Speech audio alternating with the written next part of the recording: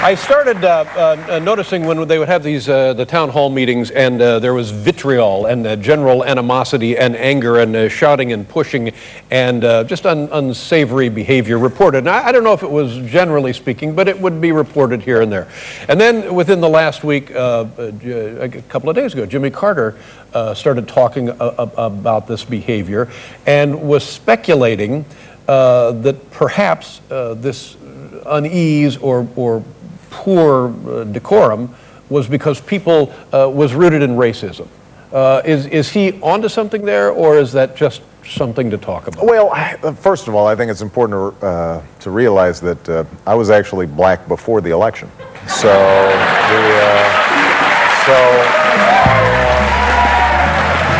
really, this is true. This is true. So, how long have you been a black man?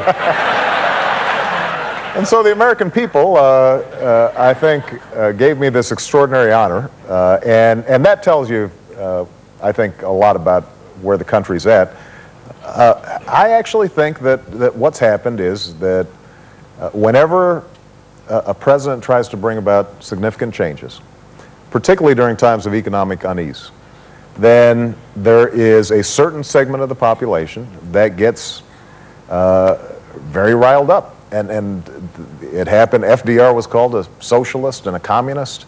JFK, there were all kinds of names hurled at him. Ronald Reagan, when he came into office, he was moving in a different direction, and people were sure that he was bringing the country down. And so this is not untypical. One of the things you sign up for in politics is folks yell at you. But I think that what has been missing from the conversation is that the overwhelming majority of people, Republican or Democrat, I think they just want to see some common sense. They want to see some honesty and integrity in Washington. I think they're turned off by the shouting and the yelling, and they expect more from their public elected officials. And so that's something that I want to... Well,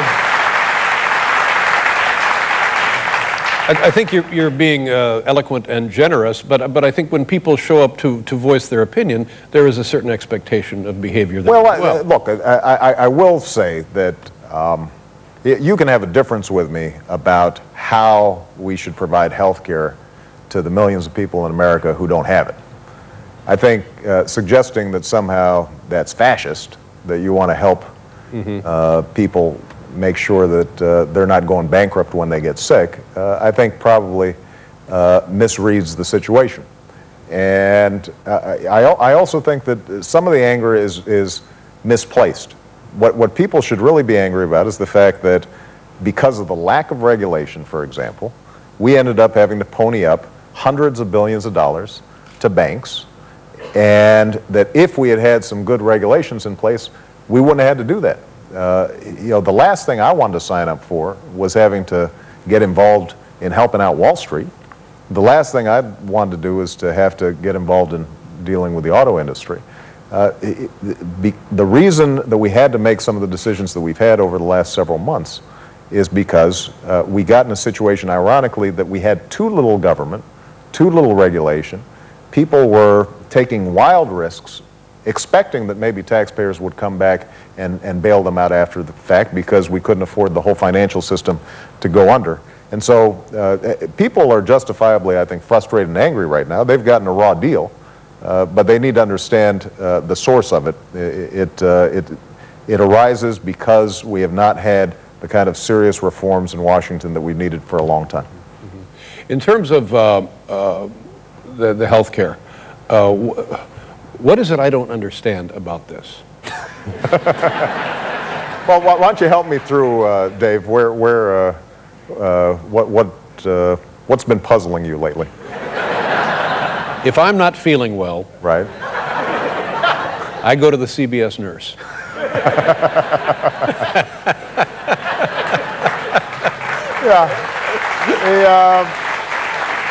Everybody should have a CBS nurse. And I'm sure the nurse is a wonderful person. Unfortunately, what we have right now are about at least 30 million Americans who don't have health insurance. So that's a big problem. Heartbreaking stories that I get every day. People who are working, but they don't get health insurance on the job. They're small businesses, they're self-employed. They can't afford to go into the private marketplace because typically those folks get charged 3 times as much as somebody who gets health insurance on the job. So that's one group of folks.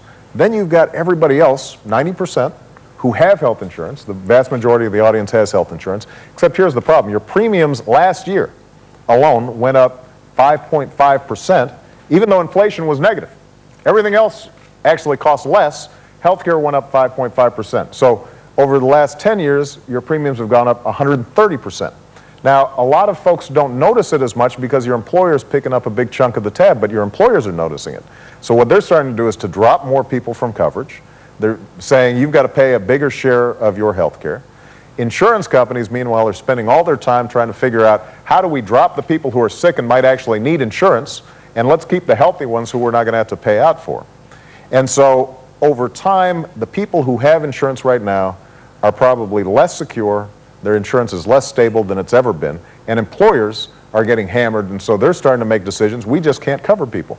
If we're on the same path that we're on right now, if we don't do anything about it, then 5 years from now, 10 years from now, far more Americans are not going to have health insurance. Far more businesses are going to say, I can't afford to deal with my employees. And in the meantime, those government programs like Medicare, Medicaid, the VA, Bill Gates, Bob Gates, my Secretary of Defense, he spends a huge amount of the Pentagon budget just on health care. So if we don't bend the curve overall, we're going to go bankrupt. And the idea behind reform is let's give people who don't have health insurance the chance to buy it, and they can form a big pool so they can get a better deal on it.